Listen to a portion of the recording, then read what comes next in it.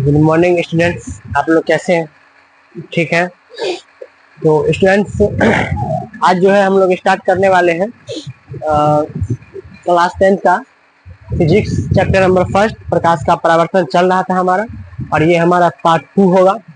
और जो भी स्टूडेंट्स इस चैनल पर नए हैं तो वो सबसे पहले चैनल को सब्सक्राइब कर दीजिए, और वीडियो अच्छा लगे तो लाइक कीजिए, कमेंट कीजिए, एंड दोस्तों के साथ ज़्यादा से ज़्यादा शेयर कीजिए आप लोग। ओके, तो स्टूडेंट्स यहाँ पर देखिएगा, जो हमारा चैप्टर है क्लास 10th का फिजिक्स का फर्स्ट चैप्टर प्रकाश का परावर्तन चैप्टर जो है, हमने इससे पहले भी 2 वीडियो बना चुके हैं, मतलब पार्ट 1 और पार्ट 2। जो भी बच्चे नहीं देखे हैं तो जाके सबसे पहले उस वीडियो को आप लोग देख लीजिए, और उसके बाद फिर यहाँ पे आप लोग फिर अपना वीडियो इसको चेक कीजिएगा, देखिएगा। तो सबसे पहले जो है आप लोग इस पूरा को नोट कर लीजिए, जैसे लिखा हुआ है वैसे ही सिस्टम से लिख दिए हैं। सबसे पहले आप लोग क्या कीजिए, इसको उतारिए, और नीचे नहीं दिख रहा होगा तो इसको हम लोग थोड़ा सा नीचे कर देते हैं ताकि उतार लीजिएगा। तो जल्दी से नोट कीजिए कॉपी में, इसको पहले फटाफट उतारिए, नोट कीजिए।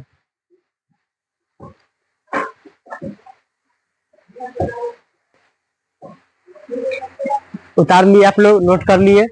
तो फास्ट में इसको नोट कर लीजिए तेजी से, और जैसे लिख दिए हैं वैसे आप लोग कॉपी में फेयर भी बनाइएगा, और उसके बाद अपना इसको उतारिएगा। और यहाँ पर आप लोग को नहीं दिख रहा होगा तो हम वीडियो को थोड़ा नीचे कर देते हैं ताकि आप लोग को दिखेगा। तो जल्दी से फास्ट में नोट कर लीजिए और सिस्टम से उतारिए अच्छा से।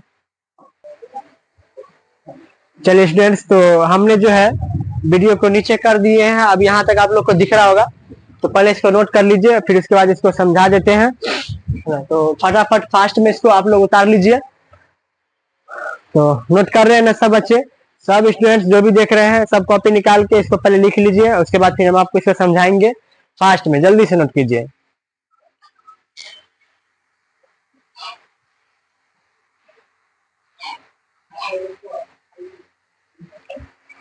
तो ओके स्टूडेंट्स, आप लोग नोट कर लिए होंगे, हमको पता है। ठीक है, अब स्टार्टिंग करते हैं। तो हमारा जो है स्टूडेंट्स यहाँ पर अवतल दर्पण है, और इसको बोलते हैं क्या, कनकेव मिरर। और ये है आपका उत्तल दर्पण, इसको बोलते हैं कन्वेक्स मिरर। अवतल दर्पण का चित्र दोस्तों इस तरह से होता है, और उत्तल दर्पण का चित्र इस तरह से होता है। अब दोनों का डिफिनेशन जब यहाँ पर हम लोग लिखेंगे, तो अवतल दर्पण किसे कहते हैं? तो वैसा दर्पण जिसका परावर्तक सतह अंदर की ओर धंसा हो, वैसा दर्पण जिसका परावर्तक सतह अंदर की ओर धंसा हो, उसे अवतल दर्पण कहते हैं। ओके, और यहाँ पर है वैसा दर्पण जिसका परावर्तक सतह ऊपर की ओर उठा हो, उसे हम लोग उत्तल दर्पण कहते हैं। तो स्टूडेंट्स यहाँ पर देखिएगा कि वैसा दर्पण जिसका परावर्तक सतह अंदर की ओर, तो देखिए इधर परावर्तक सतह इसको बोलते हैं, और यह अपरावर्तक सतह हो जाएगा। तो ये जो है अंदर की ओर धंसा हुआ है, इसलिए इसको बोलते हैं अवतल दर्पण। और इसका इधर परावर्तक सतह होगा इस साइड से, और इधर का वाला भाग जो है ये ऊपर की ओर उठा हुआ है, इसलिए इसको बोलते हैं हम लोग क्या, उत्तल दर्पण। ओके, अब स्टूडेंट्स ये तो हमने आपको डिफिनेशन लिखा दिए हैं, तो आप लोग नोट कर लीजिएगा इसको अच्छा से, और याद कर लीजिएगा किसे क्या कहते हैं। अब अगला टॉपिक है आपका कि स्टूडेंट्स ये जो है उत्तल दर्पण में किसको फोकस, किसको वक्रता त्रिज्या, किसको ध्रुव, ये सब कहते हैं। मुख्य अक्ष क्या होता है, तो सारा चीज हमने आपको यहाँ बता दिया है। तो स्टूडेंट्स देखिए यहाँ पे, ये आपका अवतल दर्पण है, और ये आपका उत्तल दर्पण है। अवतल दर्पण में इस लाइन को बोलते हैं मुख्य अक्ष या प्रधान अक्ष। तो अवतल दर्पण में ये जो लाइन खींचे हुए हैं मैन, इसको बोलते हैं मुख्य अक्ष या प्रधान अक्ष, मुख्य अक्ष या प्रधान अक्ष। और उसके बाद ये दोनों साइड से जो होता है स्टूडेंट्स, ये अनंत है, और दर्पण के बीचों बीच जो पॉइंट होता है बीच वाला, उसको बोलते हैं ध्रुव, यानी ध्रुव को बोलते हैं हम लोग क्या, पी। और दर्पण के इस साइड जो होता है, इधर वाला अनंत के से पहले जो होता है वो होता है सी, वक्रता केंद्र, इसको बोलते हैं हम लोग सी। और ये वाला जो पॉइंट होता है सी और एफ के बीच में, उसको बोलते हैं फोकस यानी एफ। तो सेम इसी तरीका से स्टूडेंट्स इसमें भी आपका उत्तल दर्पण में भी इस लाइन को बोलते हैं मुख्य अक्ष या प्रधान अक्ष, और इधर वाले को बोलते हैं अनंत, और बीच वाले पॉइंट को बोलते हैं ध्रुव यानी पी। और उसके बाद पी और सी के बीच में होता है एफ यानी फोकस, और बीच यहाँ पर होता है सी यानी वक्रता केंद्र, इसको बोलते हैं वक्रता केंद्र। ओके, तो स्टूडेंट्स यहाँ पर जो है हम लोग हम सब का डिफिनेशन यहाँ लिख दिए हैं, तो आप लोग इसको नोट कर लीजिएगा। तो एक बार हम वीडियो को नीचे कर देते हैं, उसके बाद आप लोग नीचे देख लीजिएगा उतार करके। ठीक है,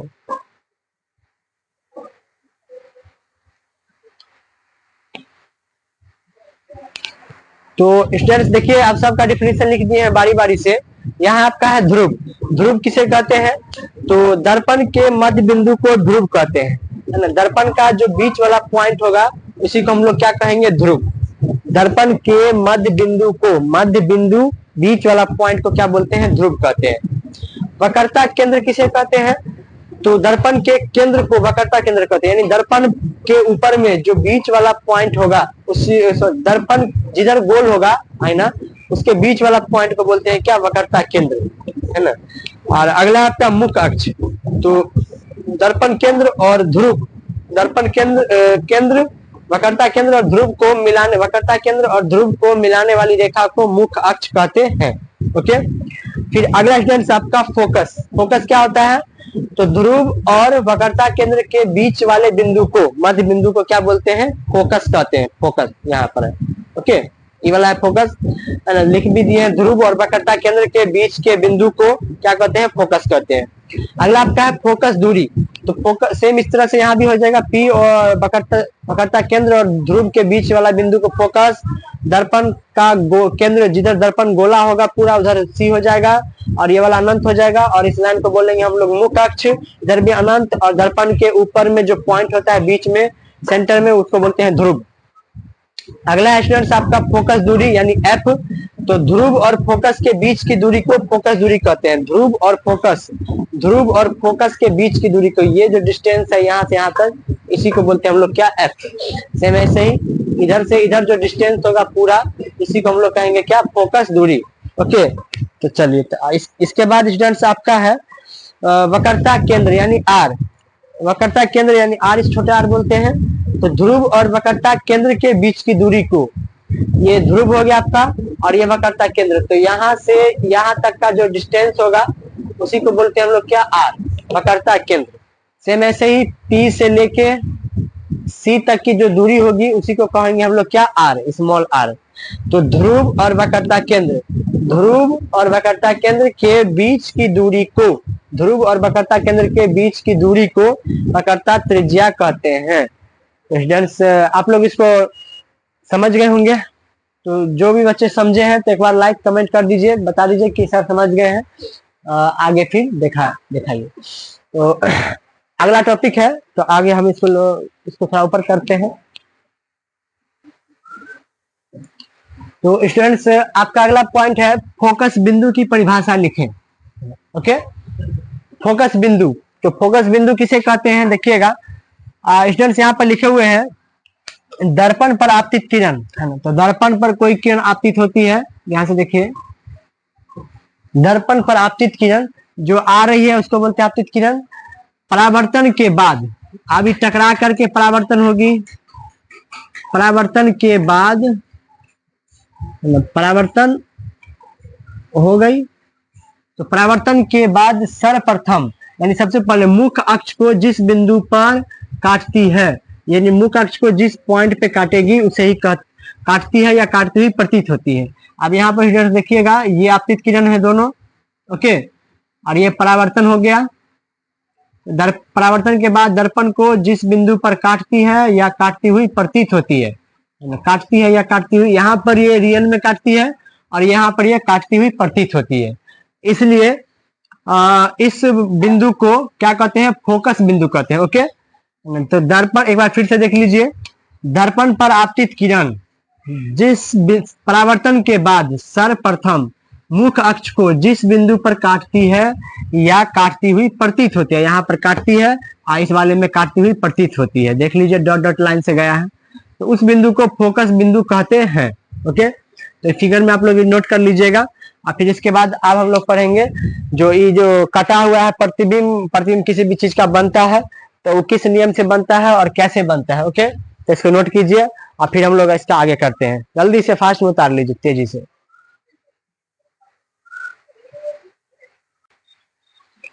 चलिए स्टूडेंट्स, तो हम लोग जो है अगला करते हैं। हमारा अगला टॉपिक है प्रकाश के परावर्तन के नियम। अब देखिए स्टूडेंट्स, यहाँ पर जो परावर्तन होगा तो किस नियम से होगा, वो किधर होगा, कैसा होगा, तो इस सारा नियम हम लोग पढ़ेंगे आज। और प्रकाश के परावर्तन में टोटल जो होता है 4 गो नियम होता है और चारों नियम हम लोग दोनों दर्पण में एक साथ पढ़ लेंगे। ओके, चलिए, तो सबसे पहला दर्पण हमारा है स्टूडेंट्स ये अवतल दर्पण। ये कौन सा दर्पण है? अवतल दर्पण। और ये आपका होगा स्टूडेंट्स उत्तल दर्पण, है ना। ये अवतल दर्पण और इधर है आपका उत्तल दर्पण। अब देखिएगा स्टूडेंट्स, आपका ये अवतल है, ये उत्तल है। इसमें तो देखिए, जब किरण समांतर आती है, समांतर यानी मुख्य अक्ष के समांतर, तो जब किरण मुख्य अक्ष के समांतर आती है तो फोकस से गुजर जाती है ना, फोकस से चली जाती है।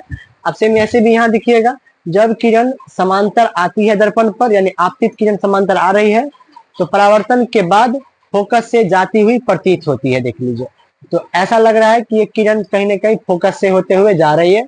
और यहाँ भी देखिए नीचे वाले इसको, तो ऐसा लग रहा है कि ये फोकस से कहीं ना कहीं ये जाती हुई प्रतीत होती है। ओके, और यहाँ पर जो है ये आपका पूरा चला गया है, समझ गए। अब अगला स्टेट से यहाँ पे तो हम लोग लिखेंगे इसमें, जब किरण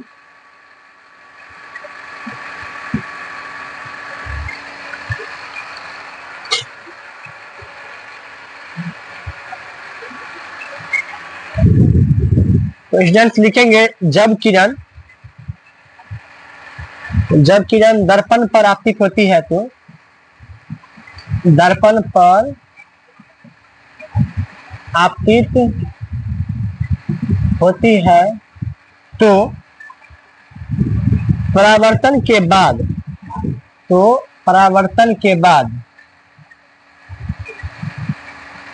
परावर्तन के बाद फोकस से जाती है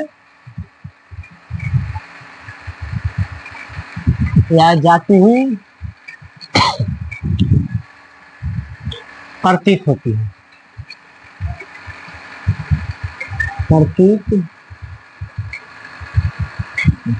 ओके। थोड़ा देख लें वहां तक दिख रहा है कि नहीं आप लोग को। हाँ, तो स्टूडेंट्स हमारा जो अभी है ना, तो यहाँ पर देखिएगा स्टूडेंट्स, जब किरण दर्पण पर आपतित होती है, यानी जब किरण दर्पण पर आती है, जब किरण दर्पण पर आपतित होती है, देख लीजिए एक मार्कर।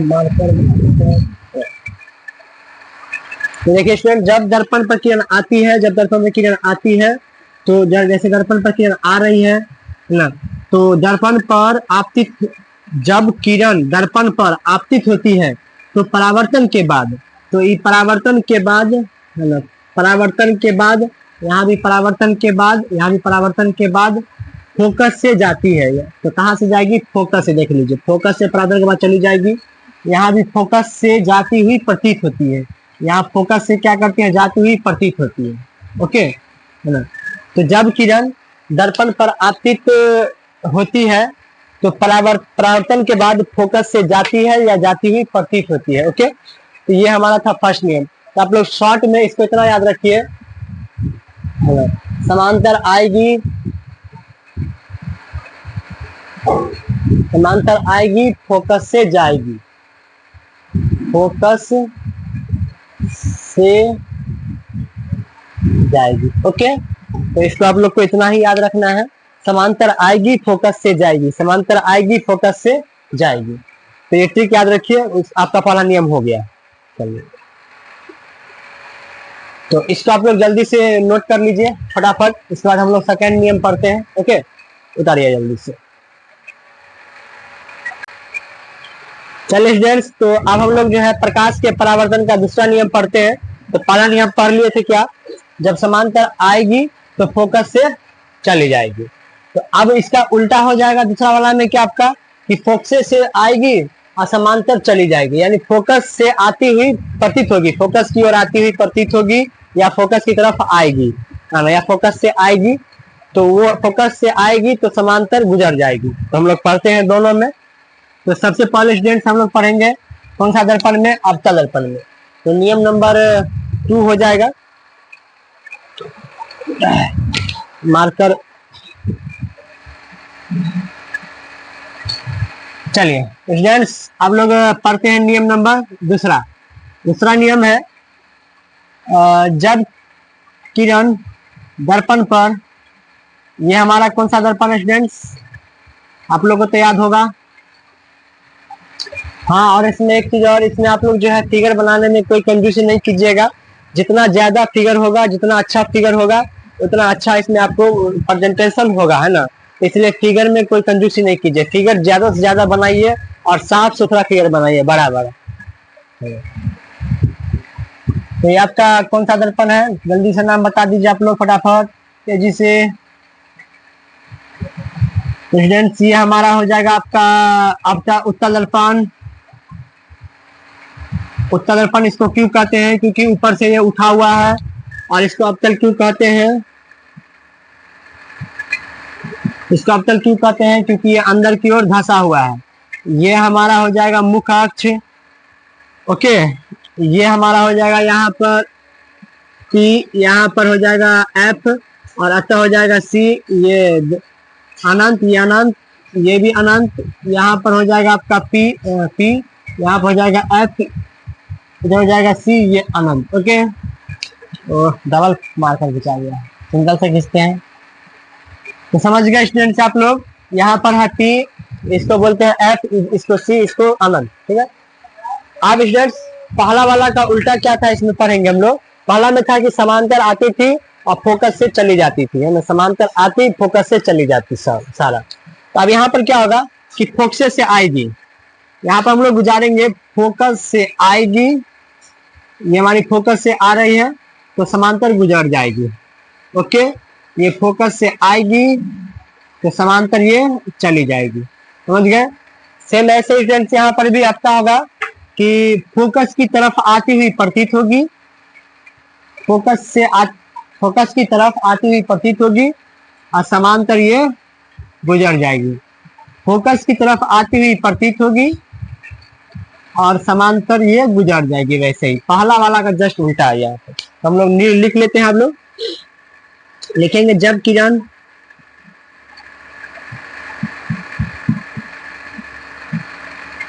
किरण दर्पण पर, जब किरण दर्पण पर फोकस की ओर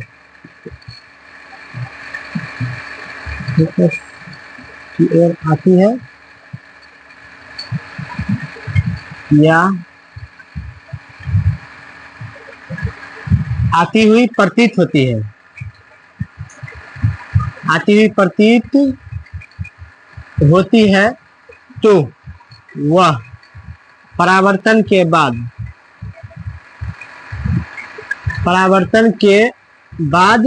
फोकस से गुजर जाती है। परावर्तन के बाद फोकस से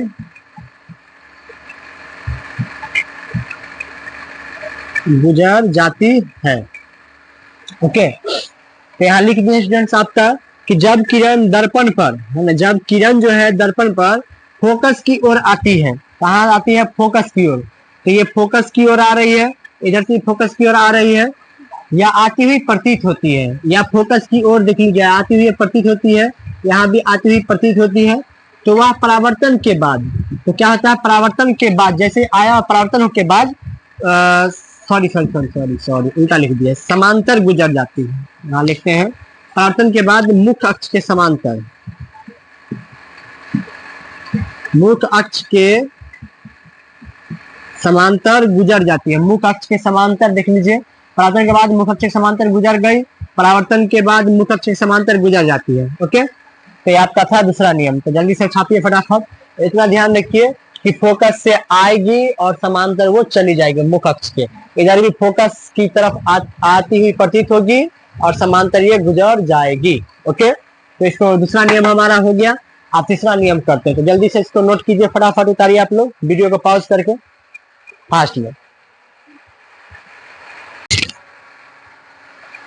तो स्टूडेंट्स अब हम लोग जो है प्रकाश के परावर्तन का तीसरा नियम पढ़ते हैं। तो तीसरा नियम बहुत ही आसान है, याद रखिएगा आप लोग। तीसरा नियम आपका क्या है, इसमें जब प्रकाश की किरण वक्रता केंद्र से आती है तो वह उसी रास्ते से लौट जाएगी। तो हम लोग तीसरा नियम पढ़ेंगे क्या, यह हमारा दर्पण था, कौन सा दर्पण, जल्दी से नाम बता दीजिए आप लोग प्यारे प्यारे स्टूडेंट्स।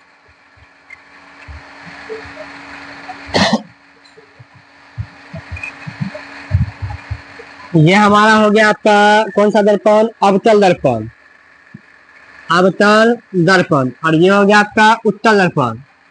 ओके, ये आपका अवतल दर्पण, ये हो गया आपका उत्तल दर्पण। अब इसको, इस लाइन को बोलते थे हम लोग क्या चीज, मुख्य अक्ष। इसको क्या बोलते हैं, मुख्य अक्ष। ये इधर अनंत, इधर भी अनंत। यहाँ पर था आपका एफ, यहाँ पर आपका था सी, यहाँ भी अनंत, यहाँ पर एफ, यहाँ पर सी, ये भी अनंत। ओके, इधर भी अनंत। तो पहला नियम एक बार फिर से रिपीट कर देते हैं। पहला नियम में क्या था आपका कि समांतर आएगी और फोकस से चली जाएगी। फिर यहाँ भी स्टूडेंट समांतर आएगी और फोकस से जाती हुई प्रतीत होगी, पहला ये था। दूसरा था कि फोकस से आती है जब किरण फोकस से होकर आती है या फोकस से होकर आती हुई प्रतीत होती है। तो परावर्तन के बाद फोकस से आएगी, परावर्तन के बाद मुख्य अक्ष के समांतर चली जाएगी। फोकस से होकर आएगी, परावर्तन के बाद मुख्य अक्ष के समांतर चली जाएगी। यहाँ भी फोकस की ओर आती हुई प्रतीत होगी और परावर्तन के बाद मुख्य अक्ष से गुजर जाएगी। फोकस की ओर आती हुई प्रतीत होगी और परावर्तन के बाद मुख्य अक्ष से होकर गुजर जाएगी। तो ये हमारा था दूसरा नियम। अब अगला आपका तीसरा नियम क्या है, थर्ड, रूल नंबर 3। तो स्टूडेंट देखिएगा, इसमें कहेंगे हम लोग जब किरण वक्रता केंद्र से होकर आती है, क्या कहेंगे, जब किरण वक्रता केंद्र से होकर आती है तो ये परावर्तन के बाद उसी रास्ते से लौट जाती है। जब किरण वक्रता केंद्र से होकर आती है तो परावर्तन के बाद उसी रास्ता से लौट जाती है। या जब किरण वक्रता केंद्र की ओर आती है या आती हुई प्रतीत होती है, जब किरण वक्रता केंद्र की ओर आती हुई प्रतीत होती है तो परावर्तन के बाद उसी पथ से वापस लौट जाती है। ओके, तो इस नियम को हम लोग अब लिखेंगे। चलिए तो नोट करते हैं, उतारिएगा आप लोग। क्या कहेंगे, जब किरण वक्रता केंद्र की ओर,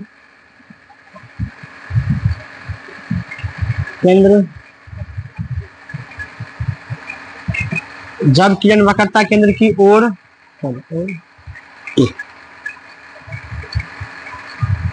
आती है या आती हुई प्रतीत होती है, जब किरण वक्रता केंद्र की ओर आती है या आती हुई प्रतीत होती है तो परावर्तन का बाद, तो परावर्तन के बाद उसी पथ से वह वापस लौट जाती है, उसी पथ पर वह वापस लौट। तो स्टूडेंट्स क्या था आपका, जब किरण, देख लीजिए, जब किरण वक्रता केंद्र की ओर आती है ना, वक्रता केंद्र की ओर आती है, वक्रता केंद्र की ओर आती है, ना ना ना ना ना, ये सही नहीं होगा। वक्रता केंद्र की तरफ आती है, वक्रता केंद्र से होकर आती है, वक्रता केंद्र से होकर आती है या आती हुई प्रतीत होती है। वक्रता केंद्र से होकर आती है या आती हुई प्रतीत होती है। हाँ सॉरी स्टूडेंट्स, तो यहाँ पर जो हम लोग थोड़ा गलत लिख लिए थे, है ना, वक्रता केंद्र से होकर आती है ना, वक्रता केंद्र से, उसी से होकर आएगी या उससे होकर आती हुई प्रतीत होती है ना।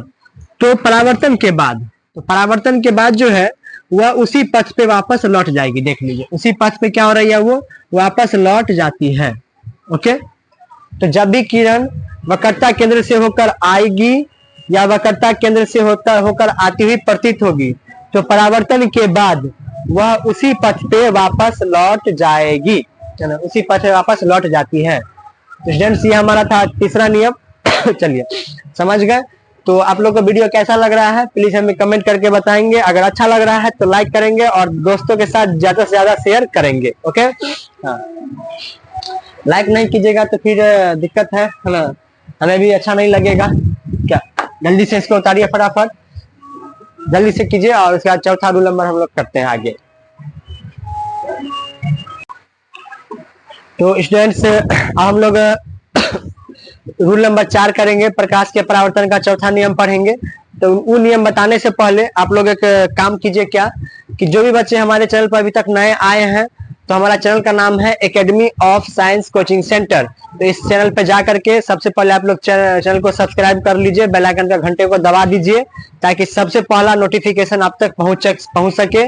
और हमारे इस चैनल पे जो है स्टूडेंट्स, आपको क्लास के साथ साथ आपको जो है बेसिक जानकारी भी दिया जाएगा, न्यूज के बारे में भी कुछ कुछ बताया जाएगा आपको, और ट्रिक व्रिक के बारे में, मैथ फार्मूला सब के बारे में भी आपको आगे बहुत सारी जानकारी मिलने वाली है। तो इसलिए जो है स्टूडेंट्स, तो जो भी बच्चे हमारे चैनल पे नए हैं, पहली बार आए हैं, तो इस चैनल को सब्सक्राइब कर दीजिए, और अपने आस पड़ोस में दोस्त लोग को भी बताइए कि एक चैनल है academy of science coaching centre, वहां पर चलिए पढ़ाई करते हैं, और बहुत अच्छा चैनल है। और स्टूडेंट्स, ये हमारा ऑनलाइन भी क्लास चलता है और ऑफलाइन भी क्लास चलता है। तो जो भी स्टूडेंट्स ऑफलाइन भी पढ़ना चाहते हैं, तो वो ऑफलाइन भी ज्वाइन कर सकते हैं। एडमिशन फीस मात्र 100 रुपया है, और पहली बार आपका एडमिशन कराइएगा तो 100 रुपया चार्ज लगेगा, उसके साथ साथ एक आधार कार्ड, एक पासपोर्ट साइज फोटो। ओके, तो आइए यहाँ पे आप लोग एडमिशन कराइए और पढ़िए। बहुत पढ़ाई लिखाई की अच्छी अच्छी सुविधाएं होती है, कोई दिक्कत नहीं है। ऑल विषय आपका पढ़ाया जाता है, A to Z सब्जेक्ट, और खासकर आपको स्टूडेंट्स यहाँ पे मैथ का क्लास स्पेशल चलता है, और साइंस का। ओके, यानी मैथ जो है आपका स्टूडेंट्स एक्स्ट्रा बैच में भी पढ़ाया जाता है। तो ये आप लोग का इस कोचिंग के बारे में हमने आपको बता दिया। तो जो भी बच्चे हमारे वीडियो को देख रहे हैं, वो सबसे पहले क्या कीजिएगा, सबसे पहले लाइक कर दीजिएगा, और उसके बाद सब्सक्राइब कर दीजिए, और दोस्तों के साथ ज्यादा से ज्यादा शेयर कीजिए। तो कितने स्टूडेंट्स ये भी सोच रहे होंगे कि हम दोस्त को बताएंगे तो भी सीख जाएगा, मेरे से आगे निकल जाएगा। तो ऐसे मत सोचना है फ्रेंड्स आप लोग, ताकि इसको बताइएगा तो वो भी कहीं ना कहीं आपके माध्यम से सीखेगा, आगे बढ़ेगा, तो इससे आपका भी फायदा होगा। चलिए, तो बातें हो गई बहुत, अब काम पे आते हैं। तो स्टूडेंट्स, ये जो है प्रकाश का परावर्तन, अब हम लोग पढ़ते हैं चौथा, रूल नंबर 4, है ना। तो रूल नंबर, तो स्टूडेंट्स अब हम लोग पढ़ रहे हैं प्रकाश के परावर्तन का चौथा नियम। तो देखिएगा, प्रकाश के परावर्तन का नियम में स्टूडेंट्स चौथा आपका ये है कि जब प्रकाश की किरण ध्रुव से होकर, यानी ध्रुव से जितना झुक कर के आएगी उतना ही झुक कर वो चली भी जाएगी, है ना। तो हम लोग दो चित्र बना लेंगे, दोनों फिगर।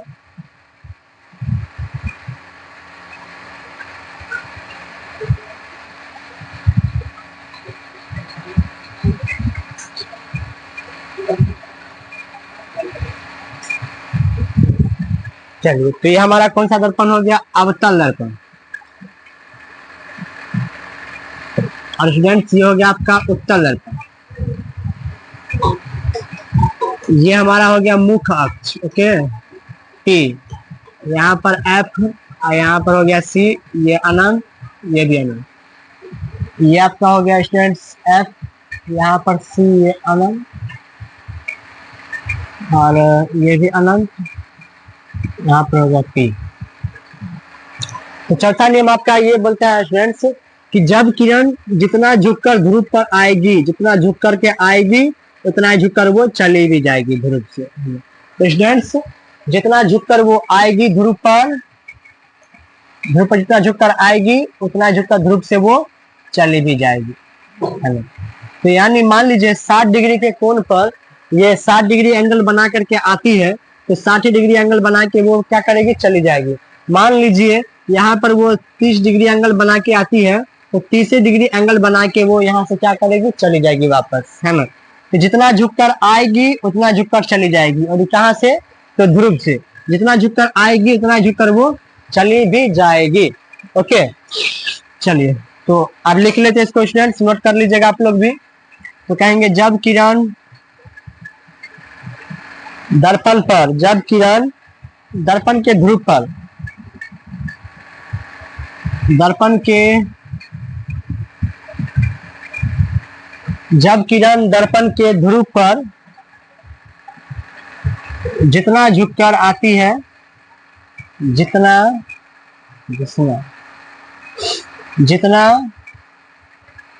झुककर आती है, तो परावर्तन के बाद तो परावर्तन के बाद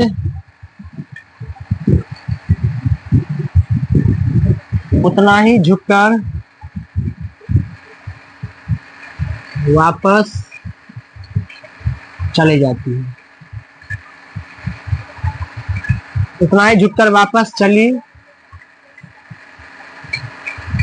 जाती है।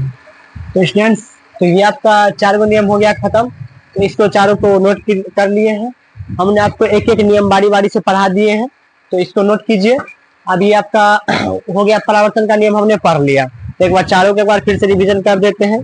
तो पहला नियम क्या था स्टूडेंट्स आपका, कि समांतर आएगी फोकस से जाएगी, है ना। यानी जब भी किरण समांतर आएगी तो फोकस से जाती हुई जाएगी या जाती हुई प्रतीत होगी। स्टूडेंट्स अगला आपका, जब किरण फोकस से होकर आएगी या फोकस से आती हुई प्रतीत होगी तो वो क्या करेगी, समांतर चली जाएगी। तीसरा था नियम आपका स्टूडेंट्स क्या, कि जब किरण वक्रता केंद्र से होकर आएगी तो वक्रता उसी पथ पे वापस वो लौट जाएगी।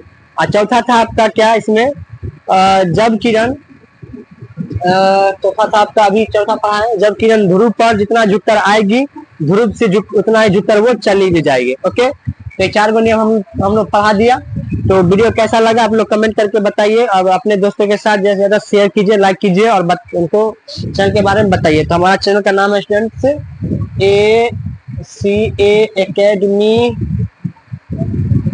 Of science coaching centre. तो academy of science coaching centre हमारा चैनल का नाम है। तो ये आप लोग यूट्यूब पर सर्च कीजिए, आएगा, और जब सबसे पहले यही आ जाएगा आपको, और वहां पर आएगा तो सब्सक्राइब कर दीजिएगा, लाइक कर दीजिएगा। Okay, thank you. जय हिंद, जय बिहार।